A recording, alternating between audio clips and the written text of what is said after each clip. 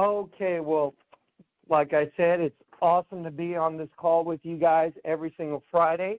And let's go ahead and just do a quick run through last week of what we talked about. Now, let me just kind of explain what I do on this call every single Friday. We're on an 8-week journey, and we're on an 8-week journey. We started about 4 or 5 weeks ago, and what we're trying to accomplish is that you can take control of your destiny of your life using the power that God gave us, every single ounce of it, so that we can create the life that we want for ourselves. Now, last week we were talking about how important it is to have desire, belief, and expectancy. So a lot of people don't accomplish much in their life because they don't have a desire. They don't have clear, defined goals as to what they want. And if you don't have a clear, defined goal and desire for something, then what ends up happening is you become part of somebody else's dreams and manifestation of dreams. So when you don't have it, you'll tend to start gravitating towards those people that actually do. And then what ends up happening there is you just become part of their manifestation of their dreams and desires. Now, there's nothing wrong with that. That's something that, if you want to live somebody else's dream, that's okay. But I always suggest is live your dream. Live the life that you dreamed of. And I'm not talking just about prosperity and wealth. I'm talking about everything. I'm talking about in your finances. Never have to worry about finances. Live a life where you're free of stress, where you're with your loved ones, where you have great relationships. That's really, and great health. Great health. That's really what living a life of abundance is. So what I'm going to talk to you about today is something that is really can throw a wrench into the whole system.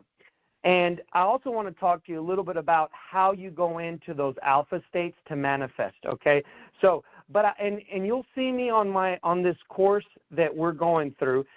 You'll see me talk about this little wrench that comes in the way, this little boulder that it's not really a boulder, but it seems like a boulder that comes in our way. And what I'm talking about is fear and what fear does to the body. So, as I've told you before, fear is an illusion. You're like, no, that's not true, Juan. Fear is real. I mean, I know when I have fear, and it's real. Of course it's real, because you actually manifested that into your life as a reality. So let me tell you what happens when you have fear. So you got to understand what you also are. You're a natural pharmacist. Okay, and what that means is that through your thoughts and your emotions, you create chemicals in your body that make you feel and react a certain way. And so there's a component to this with fear. What happens with fear is you start getting stressed. The body starts getting under stress, and what it does is you start creating what's called a fight or flight stress hormone, okay? And what a fight or flight stress hormone does is it's a hormone that will basically make you go into it gives you an animal instinct to protect yourself, okay? So it makes you go into a protective state of mind, and what happens is all of the blood in your brain goes from your frontal lobe, which is your frontal lobe is the crowning achievement of mankind from God. So that's where we have our creativity. That's where we have our inspiration. That's where we want to be in balance with when we're trying to manifest. But what happens when you're under your fight or flight hormones, that's your animal instinct. So all you're thinking about at that point, just imagine you're a gazelle that's being attacked by a cheetah, by a lion. All you want to do is survive. So you go into survival mode. So at that point, you don't care anything about manifesting anything for your future. You just want to survive. And so what happens in the life and in life in America in general is that we're always under so much stress. America is all about being number one, making sure that, we're on top. That puts a lot of pressure on society in general. And you go to other countries and I know going to Mexico, you go and you feel like there's 2 days in one because you have so much to do. I was talking to some of my friends that are from other Latin American countries, and they're like, yeah, man. I said, how do you like America? He said, well, it just feels like it's just work and going home, and, there's not really, the day goes by so fast. And I said, well, how is it in your country? He's like, oh, over there it feels like it's 2 days in one. You can go home and still have a lot of stuff to do. And the reason is because in America, we're just under a lot of people are under a lot of stress, and what they're doing to their bodies is you're every day. See, stress, the fight or flight mechanism in your body is only supposed to last for a few minutes. It's just supposed to be where you're running from somebody or you're in danger, and you get out of danger. It puts you in what's called a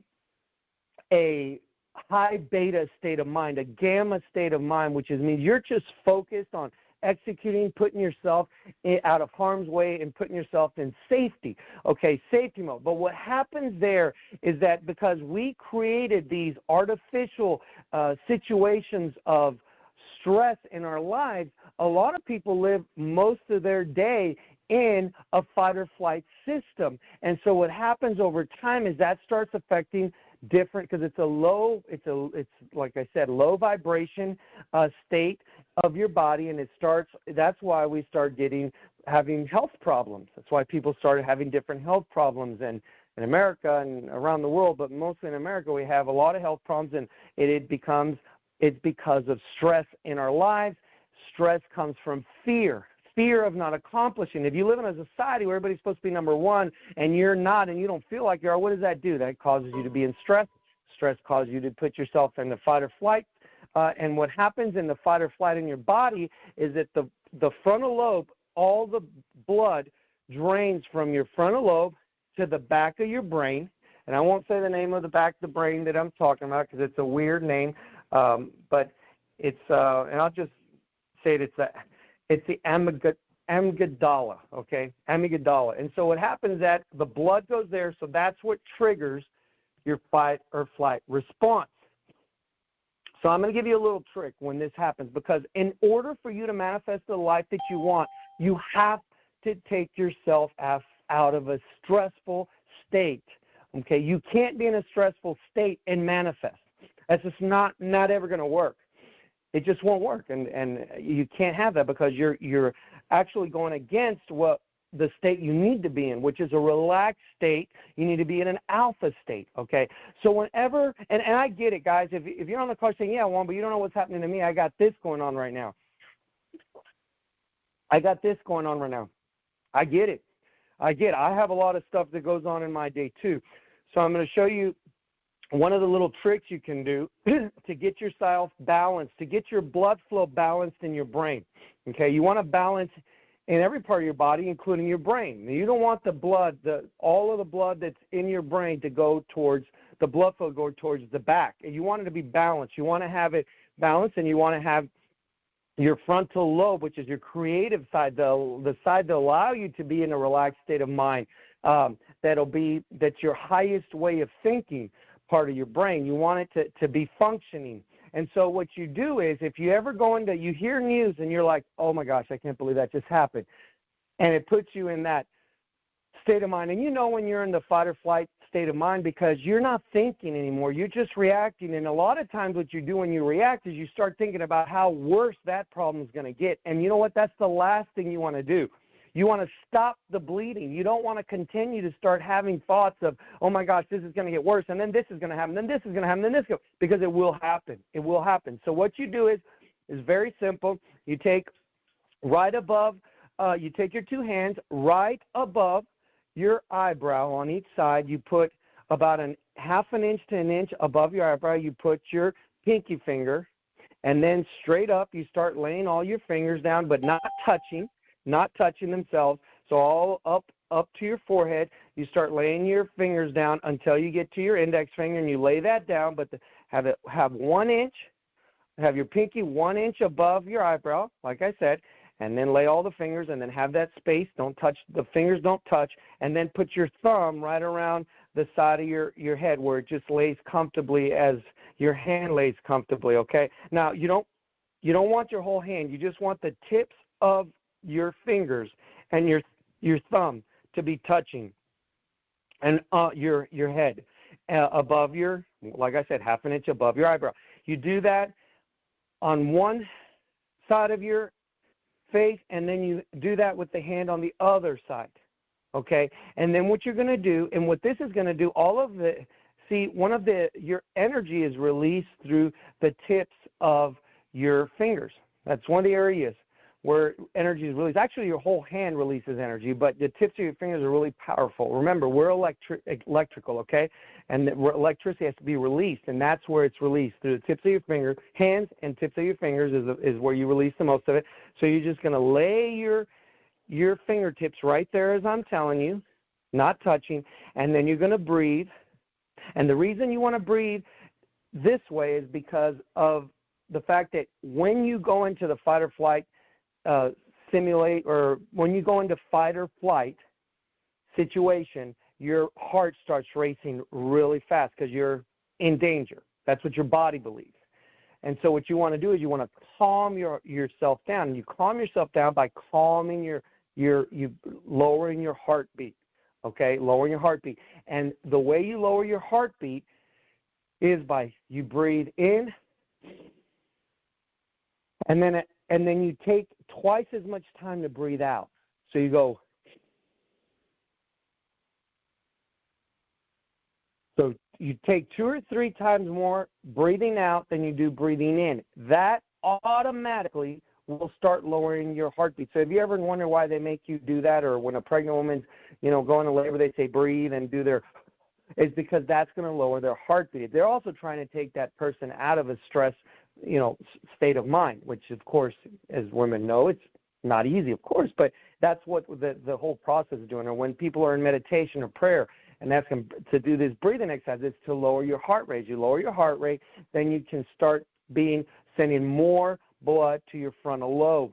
Okay, you start getting your body, because if you're relaxed, your body doesn't believe anymore, then it's in a dangerous situation. Okay, so you do that. So you do your fingertips, like I said, right inch above your forehead. Anytime you have something going on that, maybe it's really bad news, and it's somebody in your family is in an accident, it doesn't matter. Worrying doesn't make you more concerned about the situation, okay? I used to think, people used to tell me, you're not worried, you don't care. No, I care, but if I'm worried, I can't think straight, okay? So there's a difference, okay? You don't have to be worried. You don't have to be fearful for you to think you're more concerned about something. No, you always have to be relaxed and in an alpha state of mind so you can think clear to make better decisions to what to do in the situation you're in, or better decisions to do what you can do to help people that you love that are in a bad situation. But you drowning along with them is only going to get both of you drowned, okay?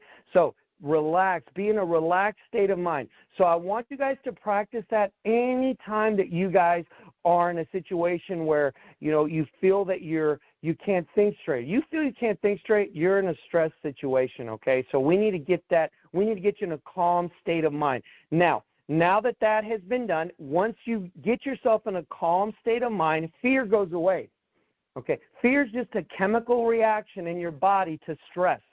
And the stress comes from situations that are unfortunate that happen in our lives. So I want you to practice that. Now I got 1 minute left, and what I want to do or 2 minutes left, and what I want to do in those 2 minutes is I want to tell you, once you can calm your body down, then I want you to put yourself somewhere where you can relax, whether you're sitting up on your bed or sitting on a comfortable couch or chair. Then what I want you to do is I want you to start doing the breathing exercise. Put your fingers on your forehead so you start calming yourself down. And then when you want to manifest something, so say you get bad news on something, or you just can't seem to get something to manifest in your life, then you got to start creating those situations. And the way you do it is you start having conversations in your mind. You picture a situation, okay? You're the director, you're the writer, you're the actor, you're everything. You're every actor in your movie of your life that you want. you close your eyes and you start visualizing. I was watching a documentary on Arnold Schwarzenegger. Arnold Schwarzenegger really shouldn't have been successful, but he said he had a crystal clear vision of what he wanted, and he created it in his mind, and he wouldn't stop looking at that. And that's why he became the great bodybuilder, a famous actor, and then a politician, and all that, because he was crystal clear on what he wanted, and then he was able to calm himself down and make that movie in his mind. So in this movie, it's not just seeing the pictures, it's hearing conversations. So they just told you a family member is very sick. Then you go in there in this situation with a calm mind. You have to be calm and relaxed. It won't work if you're not calm and relaxed. Be calm and relaxed, and then start playing out the movie you want, the situation you want. But Juan, I don't believe it. No, it's not about believing. It's about changing it. It's about manifesting. So they gave you, the doctor gave you bad news. Well, you sit there and you go and you start seeing the conversation, saying, the doctor saying, you know what, that was a mistake. You don't have that. You don't have cancer. You don't have high blood pressure. You don't have diabetes. And then start playing it out and start feeling it alive, feeling that moment alive, because you have to feel it alive. It's not just hearing the conversations and seeing the scenes in your life, but it's also feeling it. No, it's coming together, and I can feel it. And if you do that, don't stress yourself about it. Don't wonder if you're doing it right or wrong. That doesn't matter. What you want to do is you want to start getting yourself in the mindset of feeling it and seeing it. And once that starts happening, guys, you'll wait. Everything's going to start coming together, and positive things will happen in your life. Is that going to heal you from cancer? I can't say yes or no. Is that going to make me have money for the bills I need? I'm not saying yes or no. I'm saying it will put you in a positive path, and things will start happening that will start getting you out of the situation that you're in and putting you in a better situation. And I'll tell you one thing. It may not heal you from cancer today, but down the line, you're going to be much healthier. It may not fix your finances tomorrow, but down the line, I guarantee you it will. But you have to be consistent in everything you do, guys. And remember, the little things, these are little things that if you do them constantly, you will become that, guys. Well, my time is up. I'm sorry I went over 2 minutes. Love you guys. We'll see you next Friday. Listen to these calls over and over again. There's a lot of good stuff there. If you have any questions, give me a call. Love you guys. Have a great weekend.